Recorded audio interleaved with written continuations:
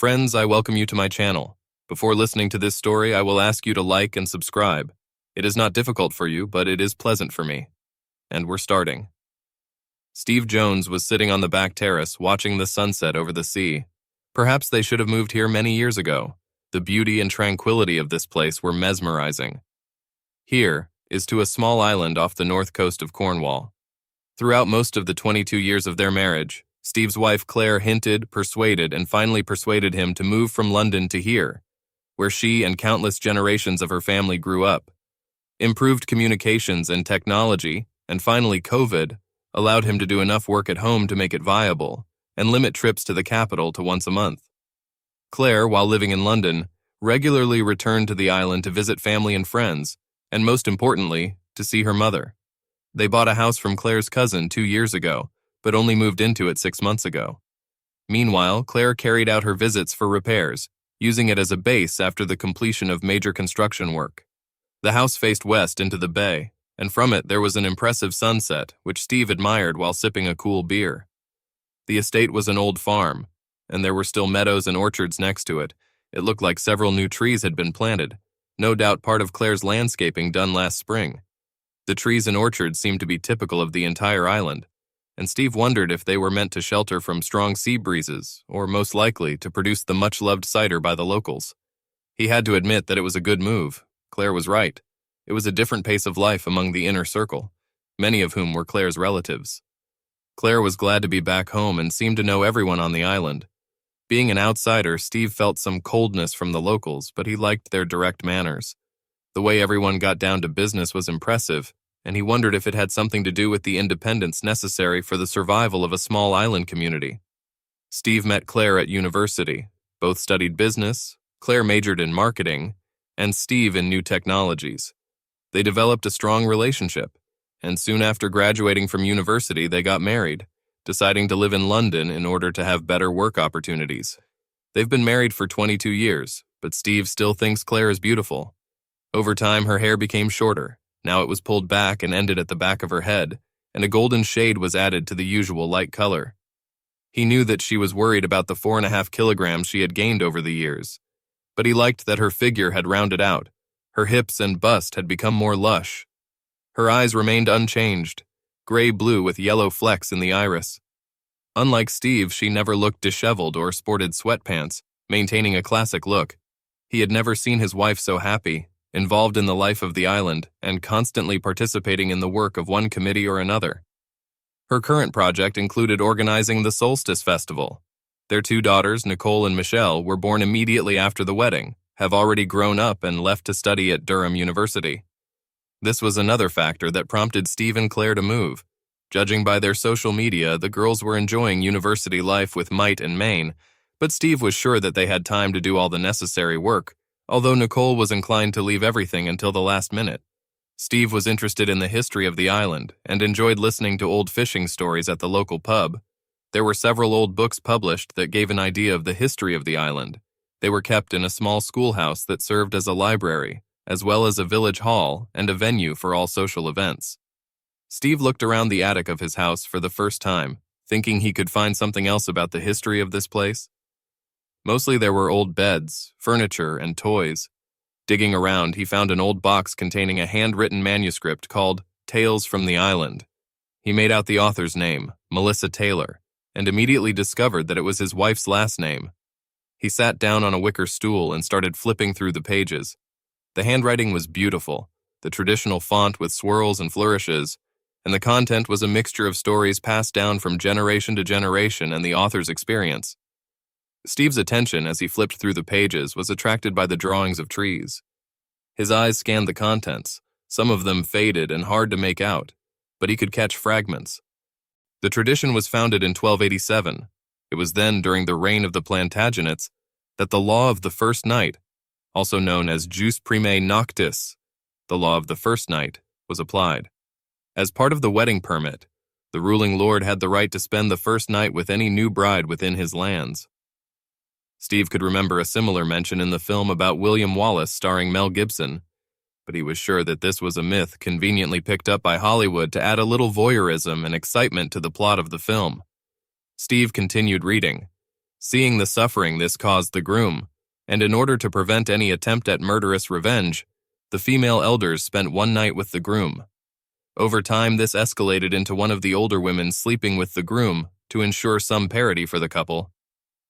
For 2.5 centuries, the plague dominated the life of the British, destroying the population. The island was not immune to this disease, and there were many deaths on it. After a severe epidemic in 1622, there were fears that the island's population could not be sustainable, and the issue of abandoning the island was seriously considered. Sometime after that, there were rumors about the substitution of partners on April Fool's Day. This was due to efforts to settle the island, and widows were encouraged to seek partners among young men. With the outbreak of the Great War, almost all the men of the island enlisted in the British Army's PALS division. Many young people did not return, so changes were made to the island's tradition in order to provide a surrogate partner to young unmarried men going to war before conscription. This practice was resumed to a lesser extent during the Second World War. The text goes on to describe Melissa's own experiences in the 1950s in detail. The arrival of non-locals and the movement of people undermine the tradition, but it still exists between some families. The elders insist that this is a tradition and that it has its own value. Married women who have raised children are offered surrogacy for a young man who has reached the age of 18. This relieves men of all the worries and pressures associated with losing their virginity. In addition, they receive guidance from an experienced woman and eventually become better husbands in the future. Divorces are unheard of on the island. This tradition also reduced the likelihood of unwanted pregnancy in adolescence. For women, this is seen as part of community service with a hint of reward after years of hard work raising children. Tradition also reduced the influence of the empty nest and the likelihood of illicit relationships. Melissa went on to talk about her own surrogacy for beautiful young gentlemen who had reached the age of 18. At that time, she was 46.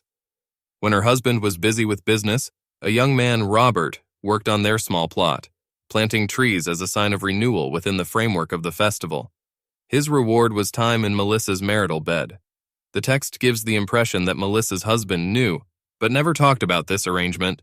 She described Robert's development from a shy and awkward teenager to a man. The first time was quick and awkward, but Melissa held him close, slowly making love. As the week went on, his abilities and self-confidence grew. There was not only the physical side of the matter, she explained to him her desires and feelings, as well as the important aspects of maintaining a successful relationship. Steve shook his head. Wow, what an amazing story, and began to wonder if it was all true. He could see a certain reason in the historical references, but everything seemed too far-fetched. All this could have been the author's imagination, or she used it to justify her novel. A few months later, Steve was deciding when he needed to return to the city for work. Claire had a long shopping list that she wanted him to do, so he decided it was better to add one day to it, and another to meet old friends. If he goes after the festival, he will be able to return by next Saturday. Claire was thrilled, no doubt because Steve would be there to help with the preparations for the festival, and that he had agreed to do her shopping. The whole island was involved in the festival day. During the day, the main focus was on children's games and sports, and in the evening, dancing and drinks were planned for adults. When the evening program began, Steve was introduced to some residents of the island whom he had not yet met, including John Fraser, his wife Angela, and their son Jake, who, in Steve's opinion, was close to the age of his youngest daughter. Jake Fraser introduced himself with a rather formal handshake, which was a bit strange, but soon that moment passed. Along with Taylor, Fraser was one of the oldest families on the island. Steve felt like an outsider again, while Claire and the Frasers discussed old family ties. Later in the evening, Steve noticed that a group of young men were looking at Claire. He couldn't blame them. Claire looked amazing in her chosen summer dress, which certainly showed off her full breasts and slender calves. The glances continued, which began to annoy Steve. He was about to approach, but Claire's mother beat him to it, forcing them all to hurry back to the cider bar. Steve laughed to himself, thinking that they must be a little afraid of Claire's mom, Diana. On the other hand, he couldn't blame them.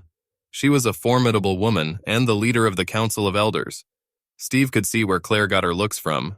Diana Taylor remained a striking woman, more like Claire's older sister than her mother. He returned to watch the dancing, which seemed to involve all ages. Steve felt the effects of the cider, but decided he could drink more. Everyone seemed to be in the same mood, and it took him forever to treat himself. When he returned, he didn't see Clare and started looking around. He was surprised to find her sitting at the table talking to Jake Fraser, who had moved away when Steve approached. "What are you talking about?" Steve asked. "Jake is interested in doing some landscaping work. I asked about the options and the cost. Do we have a job?" "Yes, and there is a tradition to plant and renew trees around the time of the festival, so it will be great." The mention of trees brought back memories of a manuscript Steve had read a few weeks ago. "So, is Jake going to plant trees?" "Yes, he can start next week." Clare looked at Steve. "Are you okay? It looks like you've seen a ghost." Steve answered slowly. "And what will Jake get in return?" "Money, of course, but we haven't agreed on the amount yet." "Would you provide any other services in exchange for his work?" "What are you implying?" Steve continued. "So what? This has nothing to do with the traditions of the island?" Clare hissed. What traditions? You are well aware of the tradition of the solstice. Are you participating in it, planning to use Jake Fraser while I'm gone next week?" Clare burst into tears and ran away. Steve stood stunned. Damn, what if he was wrong and had just falsely accused Clare? He was already beginning to regret that he had drunk so much. His mind was confused, and he could not think clearly.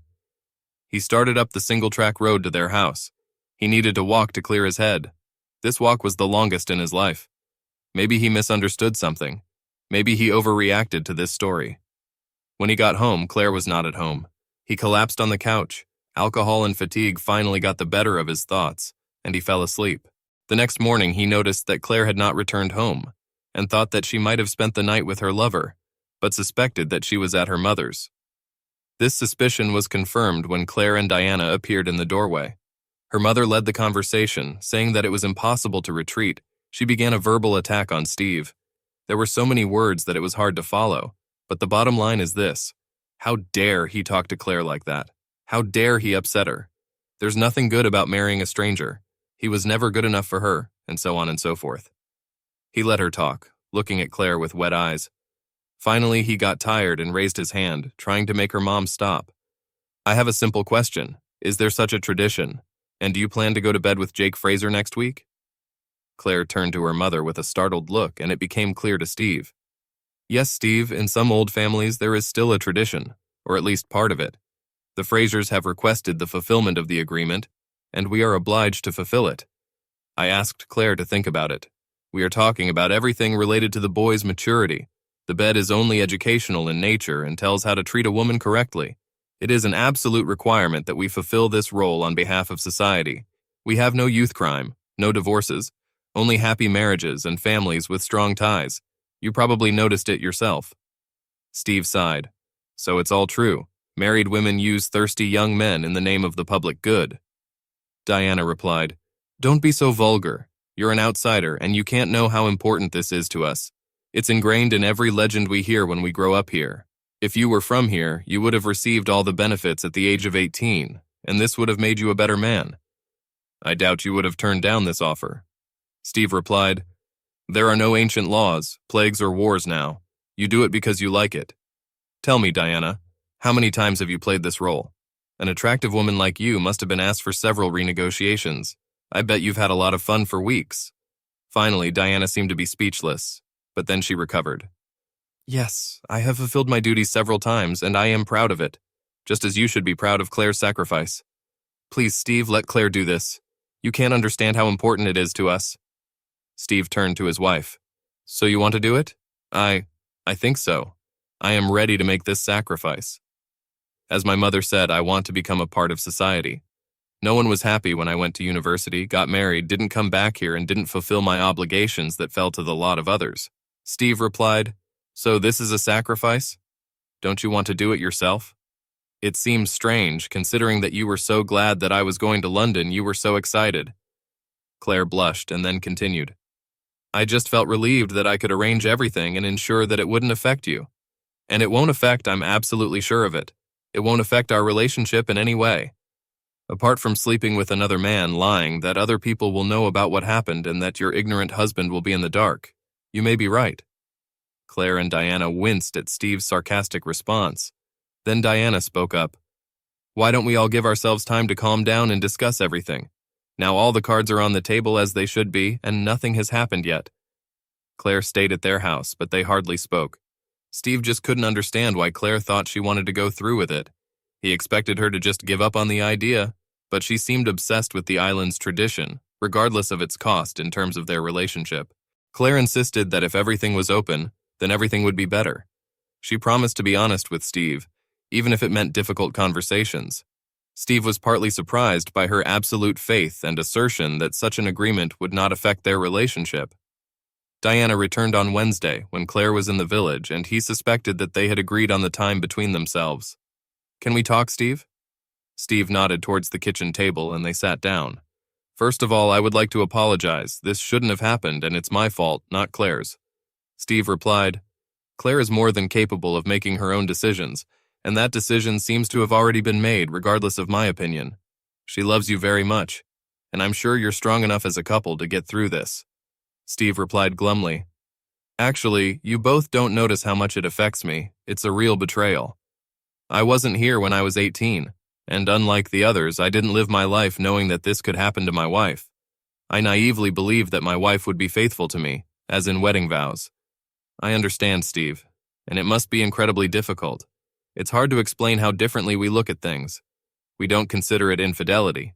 It's really important to us, and I know that Clare sees it as a way to get back into the island community." After a short silence, Diana continued, "What will you do if she goes for it?" Steve sighed, not wanting to say the words, but he did.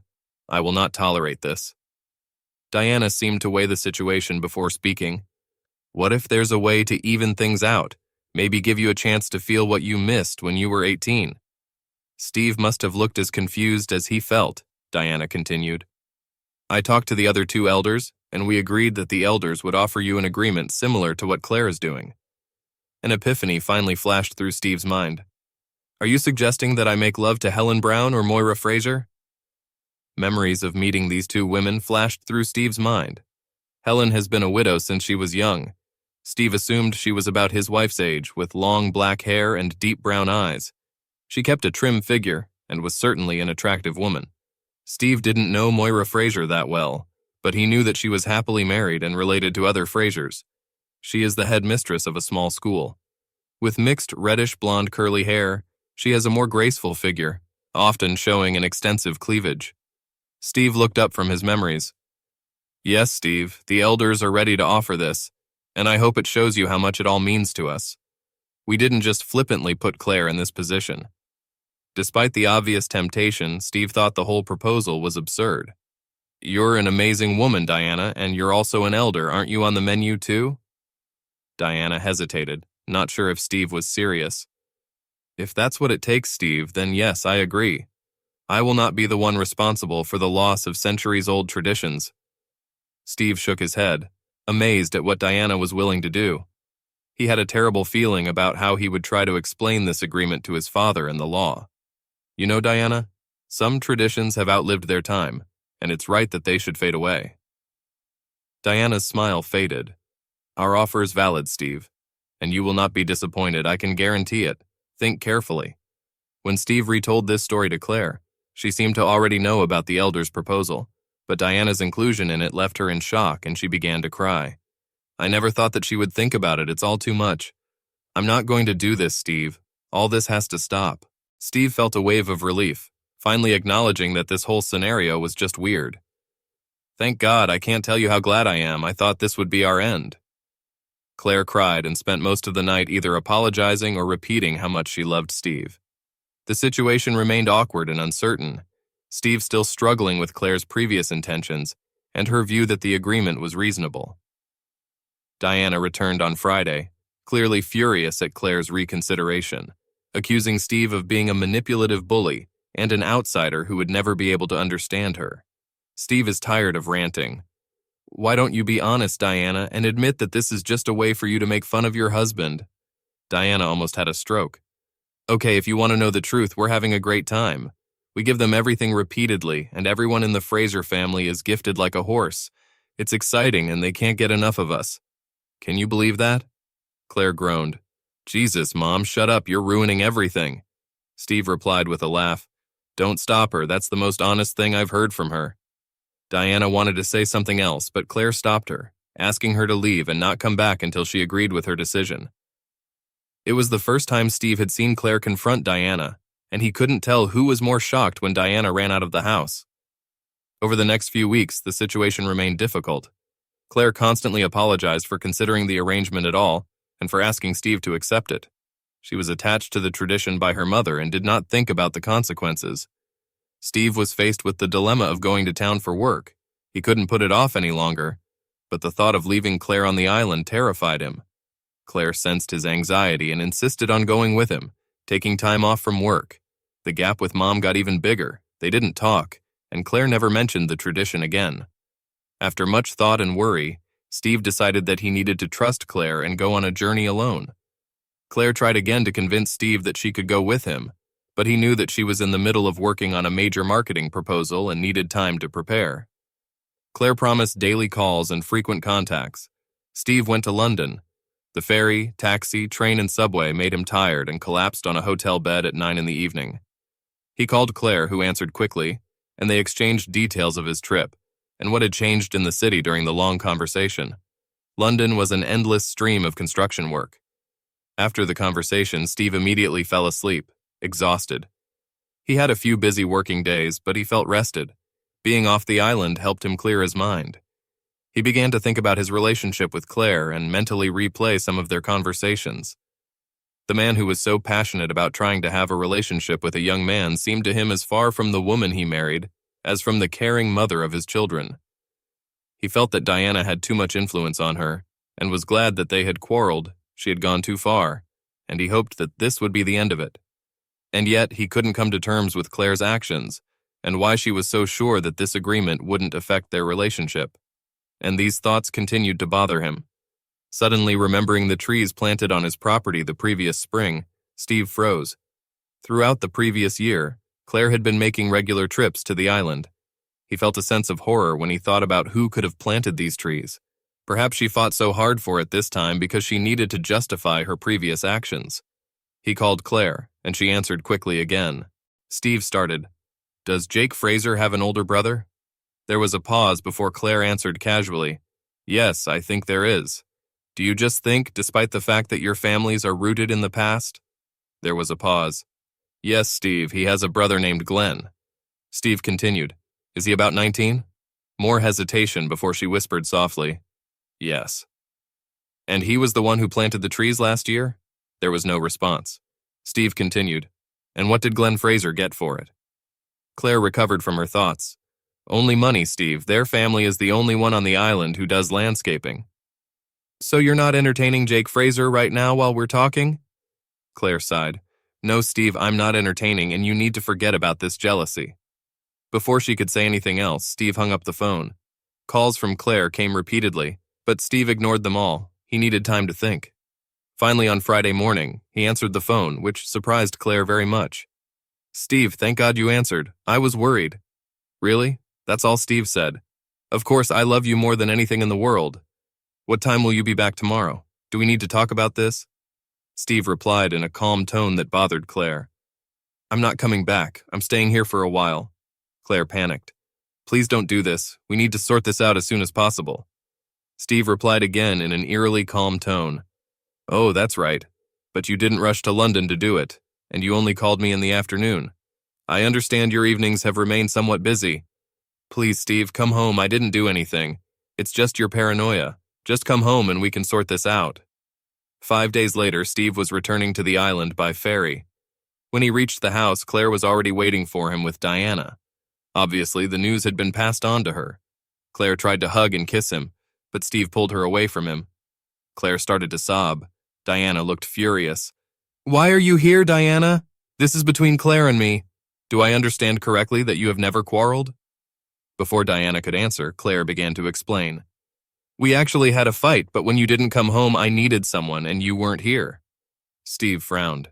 "It's hard to believe that my mother-in-law would have reconciled with someone if she hadn't achieved her goal. Given her efforts to reach an agreement, I doubt she would back down. I suppose you've never had a fight, and it was all a cover-up." Claire's eyes widened. "This is getting out of hand, Steve. I didn't do anything." Steve continued. So you both agreed to lie and hide it because I wouldn't do it? The argument continued, but it went in a circle. Steve was sure that Claire had cheated, but she denied everything. In the end, he went into the spare room and left Claire and Diana alone. The next day, Steve decided to meet with his father-in-law, Bill Taylor, knowing that the conversation would not be easy. They always got along well, and Bill began with a friendly handshake, saying that he was waiting for Steve. They talked about the tradition and what Bill had learned. Bill realized that about 20 years ago, Diana spent one night with John Fraser. He didn't like it, but it was like a night he had enjoyed immensely when he was 18. Steve spent some time carefully recounting Diana's confession about a few weeks of dating, asking if it was possible. Bill was upset, but said that he always had a suspicion that something else was going on, and his departure for commercial fishing provided enough opportunities. Steve asked Bill if he was aware of his daughter's actions. Bill confirmed that Diana and Claire were inseparable, but tried to hide the information from him. A week before Steve left for London, they said that the plan is already ready. Claire sat at the kitchen table, unable to look at Steve. I can't believe that my dad is going to divorce my mom, and that we are the reason for this. Diana made her own bed. Your father would never agree to this level of deception and lies. She still denies everything, although John Fraser admitted the truth, and he is not the only one. After a long silence, Claire whispered, I know, and that's why I think I have to tell you something. Steve didn't answer. I'm sorry, Steve, but I made a deal with Jake. The explosion that Claire expected never happened. And last year with Glenn Fraser? Claire nodded silently. Steve couldn't think of anything to say. Please, Steve, this shouldn't change us. We've had 22 fantastic years. How can you say that? This changes everything. I'm so sorry, Steve. I thought I had to fulfill family obligations. Steve was fuming. What nonsense, you just wanted to use another man. I did it and got such pleasure that I repeated it all again. It wasn't like that. It was a duty. A duty. So you didn't enjoy it? Claire hesitated, knowing that she was on very dangerous ground. Everything was normal, not like ours, just love, not making love. It was a one-time thing, it won't happen again. Only it wasn't a one-time thing, you did it twice. You used both brothers when they were barely 18, which makes you nothing more than a fool. Claire recoiled from Steve's verbal attack. He never used obscene language in her presence. I'm not like that. I supported the tradition, part of the education of young people on the way to masculinity, that's all. They were very grateful. Claire realized she had made another mistake the moment she said that. Steve screamed, Oh, I bet they were damn grateful. You say it was one time. But how many times did you do it before you raised them? Tell me how many times. Claire couldn't deny it. Both Glenn and Jake really wanted to give pleasure and seemed to maintain a constant erection. Very little training was required, although it took some patience at the beginning of the week. She enjoyed their toned bodies. She especially enjoyed teasing each of them with a flash of stockings or cleavage, knowing that she would give herself completely to them that night. At one point, Jake even admitted that he was in love with her. It was the only time it occurred to her that a week might affect her normal life and the marriage she valued so much, and she wasted no time explaining to Jake the reality of what was happening. Steve's flow of speech did not stop. And what exactly does an 18-year-old need these days? I bet they've been looking out for you since day one, and you couldn't get enough of this young guy, could you? Claire sobbed. It's not like that. It was supposed to be a fun adventure. It was just a bet. I know it hurts your ego, but still, I only want you. And it's you who makes me complete. Steve got angry. I would say it's more about trust and vows than ego. What about your wedding vows? Does tradition prevail over them? It's not ego when your life partner betrays you, and for what? Not because of anything serious or serious consequences, but for the sake of a quick fuck with some fucking kids. Claire blushed. I understand that you're angry and upset about me, but you're strong enough for us to get through this. After Glenn, you didn't find out anything. You didn't notice anything, but we became closer. I thought it would be the same with Jake. I didn't know because I trusted the woman I loved wholeheartedly. Believe me, I will never do anything like this again. Believe you? Believe it? You've got to be kidding. Claire almost screamed back. You can do it. I swear it. I'm really sorry that I hurt you. Think about the wonderful life we still have left. We can go back to how it was. Did you think about our wonderful life when you were planning all this and lying on your back? No, I would never have thought about it if I had known about the consequences. I would never intentionally hurt you. But I did it anyway. I know, and I'm really sorry. And what do you think came of it? Claire couldn't think of anything to say. Obviously, you don't understand how I feel. You ripped out my heart and soul. How the hell can you fix this, Claire? With that, Steve rushed away before he did something he would regret later. He just kept walking, trying to clear his head. The beauty of the evening sunset did little to improve his mood. When I turned back to the village, I was surprised to meet Foreman Helen Brown. Steve could barely return the greeting with a nod. Helen smiled and admitted that their meeting was not accidental. She saw Steve go out on the path leading to the cliff and knew that she would be able to catch up with him when he returned. Helen offered to sit on a ledge of rock and then cautiously asked Steve if he would tell her anything about his circumstances. Steve saw no reason to keep silent and told her everything. Saying it out loud didn't take the weight off his shoulders. Helen listened attentively without interrupting. He hesitated to mention Diana's suggestion that one of the elders make love to him in exchange for Claire fulfilling her obligations, but decided that Helen had played a role in the whole saga and included it verbatim. When he finished, Helen was silent for a long time before she said, "Steve, I did not make such an offer. Diana never mentioned or discussed any arrangements with me or Moira. This is not something we could consider. I can only think that Diana was trying to get you to admit or agree to bed with others outside of marriage in order to justify what they planned." Steve was taken aback by her response. Helen continued, "One more thing, Steve. These arrangements basically disappeared decades ago. And even then, it was only the first night. There was never a week. The only elements lasting a week were housework or boarding, with one night of union at the end. Maybe Melissa, Diana, and Susan acted on the circumstances." Steve just shook his head. Every time he came to terms with his wife's behavior, there was a new shock. Helen continued by saying that she would talk to Moira and take the necessary steps to ensure that Diana was stripped of her elder status. As far as she knows, this has never happened before, and it will be a scandal. But Diana's actions are inexcusable. Nowadays, elders must engage in social activities and support the inhabitants of the island. Helen looked at Steve. "What are you going to do?" Steve shrugged his shoulders. "I can't make her realize the consequences of her actions, but I would like her to feel what I feel now." They sat in silence for a while before Steve noticed a faint smile at the corner of Helen's mouth. "What is it? What are you thinking about?" Helen's smile widened as she began. "What if you stay with me for a week? No kidding.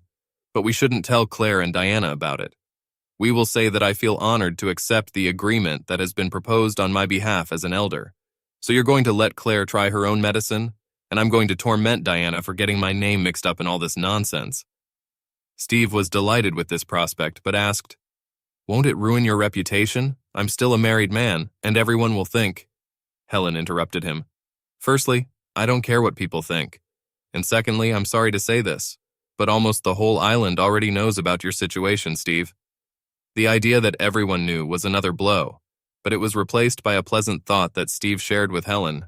"No kidding, but I'd love to plant some trees for you. This will make Claire and Diana think." They laughed together and quickly settled all the issues. Steve returned to his house and quickly packed his things. He explained to Claire only that, on reflection, he had decided to accept her mother's kind offer regarding the island elder. And under the circumstances, a week with another woman would be more than reasonable. He left Claire crying and begging him not to do it. His stay with Helen was surprisingly comfortable.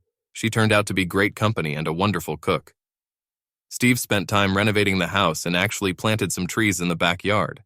They discussed Steve's situation. He hoped that this week would give Claire at least some idea of how he was feeling. Until he saw many other things that would convince him that Claire understands how wrong her actions were. They have no chance of reconciliation. True to his word, he never slept with Helen, although they were very close to it a couple of times, and it wasn't due to lack of desire. It wasn't long before Claire caught up with Helen at the village store and immediately began to reproach her for having an affair with her husband. Helen smiled sweetly.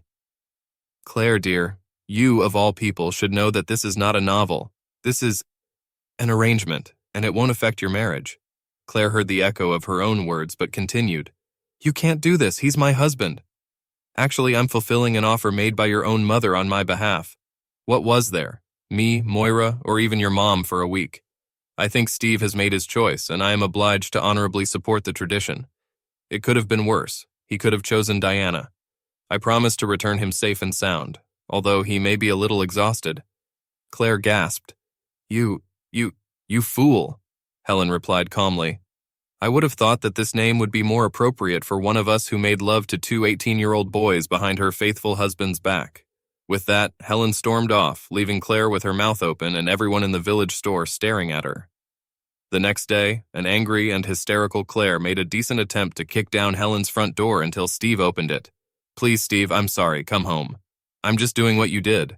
Why are you so upset? Because as you said, it shouldn't concern us. I had no idea. It's just cruel, it torments me. Steve replied, Yes, it sounds familiar, welcome to my world, and quickly slammed the door. Steve returned to his house the following week and was greeted by a much more reserved Claire. Claire started. I can't believe you did this to me, but I can forgive you if you can. I understand how you feel about all this. That's what you think. You have still experienced only a part of it, not deception and lies. All our time here is based on lies. Claire persisted. We are still the same people, the same marriage. The same marriage that inspired you to jump into bed with other men. The marriage that you destroyed, and I still can't understand why you did it. Are you really that tired of me? It was never about you or boredom. If we can't go back, we can build something new. Let's look ahead to all those retirement dreams. On what we could have together. Travel, grandchildren. We can still do it all.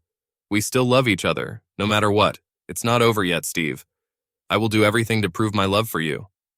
Steve stayed in the house in a spare room, almost overcome by frightening thoughts about what the hell to do with his life if he left Claire. He couldn't decide which best described his prospects' failure or abyss. It's easier to stay and he still loves her. Given the consequences, he doubted that Claire's actions would be repeated. The island was idyllic, and he had dreamed of traveling, had been planning options for years and sharing those dreams with Claire. Did he really want to give it all up? Claire wondered how it had come to this. It was all so confusing. When her mom offered an agreement, she rejected the offer. But Diana continued to molest her for several months. Then she saw Glenn Fraser at the dance. He was very handsome and delightfully respectful. She danced with him several times at social events, and they got along well. Diana told her about her own arrangements and how exciting they were. She talked about it as a guilt-free romantic adventure and never saw it as an affair. It's just a tradition. Despite this, she understood that Steve did not think so she hid everything. If he never finds out, it won't hurt him. The week with Glenn was fantastic. He planted trees during the day and spent the evenings in her bed. He was very nervous, but he was very charming and so eager to please. By the end of the week, he had become a very competent lover, combining his size and physique with great patience and technique. Claire succeeded in the role of a teacher. The week filled her with confidence. She felt that she had rediscovered her beauty, which had faded during the long years of motherhood. She had to admit that they were both. But didn't she deserve a little pleasure after spending 22 years raising children and being a good wife? She was sure it hadn't hurt her relationship with Steve. It had never been so good. She loved him more than ever, and after that week they started making love more often. Jake was even more handsome, and she couldn't help but get excited at the thought of taking him to her bed. Steve was always smart and uncovered the tradition, and damn Aunt Melissa's memoirs for giving it all away. Claire and her mother tried to convince Steve to agree, but he wouldn't do it. Come to think of it, her decision to go behind his back was the worst she'd ever made. However, she was sure that when the pain subsided, she would be able to bring Steve back. She just needs to remind him how good they were together and about their future aspirations. He will also want to stay together because of their daughters and future grandchildren, and this angle could help her in her case. To Steve's surprise, their daughters arrived on the island 2 days later. Nicole wasted no time in criticizing Steve for his terrible behavior towards her mother, pointing out that the idea of separation is simply ridiculous. Michelle seemed to be holding back, waiting for more information. Steve noticed a slight smile on Claire's face. Hadn't he noticed her manipulations and lies over the years? Obviously, she thought that he would not tell his daughters anything about their mother's actions, as always protecting them in the first place. All Steve's doubts were dispelled, but Claire was wrong. Completely wrong. Steve raised his voice, something his daughters could never remember. Your mother had affairs with men for 2 weeks. Boys. Actually younger than both of you. She doesn't seem to understand that I would never accept such behavior. Claire immediately denied this, saying that Steve misunderstood the situation and that the men were just doing landscaping work. Steve had to admit that she was good, almost convinced even him. Both girls knew that something had happened, but what their father had assumed was too far-fetched. Perhaps he was starting to go crazy a little. Steve could have agreed with the latter idea, but suggested that they invite Grandpa Bill or the elders to help them decide who told the truth. Claire fainted, or rather pretended to. It wasn't very convincing. All three of them just stared at her in disbelief and waited for an equally poorly thought-out recovery. Steve looked at her with disdain. "I'll never be able to trust you again. It's over, there's no turning back, or go ahead with the flashing lights. How will you feel when you look in the mirror and know that you betrayed me? Nothing can erase that. And how will I feel looking in the same mirror if I accept it? We need each other, Steve. We've always depended on each other. It's made each of us stronger. I'm right for you, and deep down you still know it. Don't throw away your life to punish me. I can handle it, Claire, but I won't let you destroy me, and I'll build a new life. We all have to live with our decisions and be true to ourselves. You're going to have to live with the fact that you cheated, lied, and threw away what we had. I will live with the fact that I left the woman I love, but you are not the one I thought you were, not the good and kind person I fell in love with. I would like to bring her back, but not you." Steve left the island with his daughters and decided to rent an apartment closer to their university. In turn, the girls were shocked by the behavior of their mother and grandmother. He never returned, and his last act was to burn the trees in the orchard. Claire stared at the orange glow with tears in her eyes. Bill helped Steve sell the house as Claire did not have enough money to maintain it. The divorces of Diana and Claire became a scandal and predetermined the fate of the remnants of the tradition. Diana was the first to be removed from the post of elder. Both she and Claire became outcasts. No woman trusted them or was friends with them. But despite this, they resolutely continued to live on their island. A few months later, Helen Brown resigned as an elder. The inhabitants of the island noticed that she divided her time on and off the island. In the end, she only came for a couple of weeks a year. When asked about this, she confirmed that she lives with her family, somewhere near a place called Durham.